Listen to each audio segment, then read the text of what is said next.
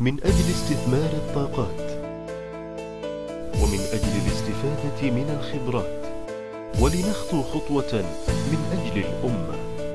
نقدم لكم برنامج صناعة مفكر.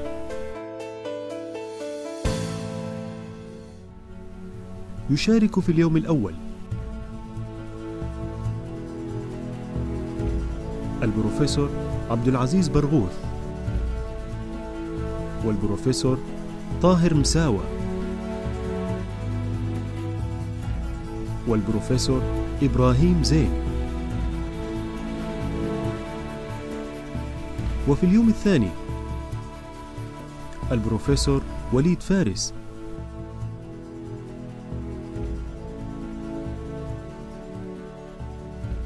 سيبدأ التسجيل يوم الثلاثاء الموافق 10 من شهر إبريل. ولمزيد من المعلومات اتصل على الأرقام التالية.